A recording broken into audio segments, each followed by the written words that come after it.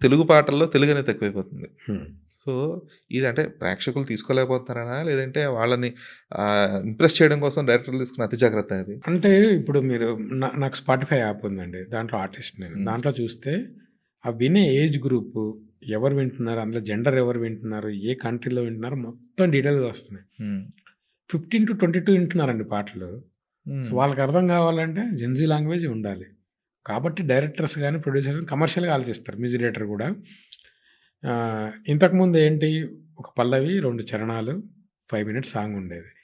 అది ఎఫ్ఎంల పుణ్యాన 3 మినిట్స్ పడిపోయింది. ఎందుకంటే 3 మినిట్స్‌కి ఎత్తేస్తారు కట్ వాళ్ళు పాట. చేసేస్తారు సాంగ్. ఆ! ఆ!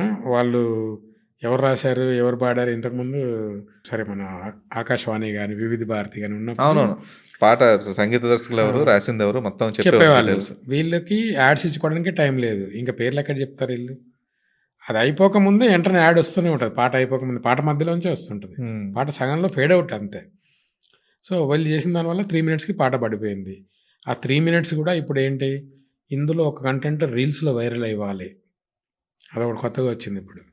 రీల్స్‌లో వైరల్ అవ్వాలి అంటే సెపరేట్ ఏమైనా మెటీరియల్ ఉంటదా? సెపరేట్ ఏమైనా వర్డ్స్ ఉంటాయా?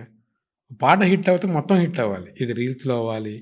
ఇది ఓన్లీ దీంట్లో హిట్ అవ్వాలి. ఇన్‌స్టాలో హిట్ అవ్వాలి. అలా ఏమి ఉండదు. పాట బావుందంటే ఎక్కడైనా హిట్ అవుద్ది. బట్ ఆ రోజులు గూడా వచ్చేసాయి. ఈ ఈ 10 సెకండ్స్ మాత్రం వైరల్ అయిపోవాలి.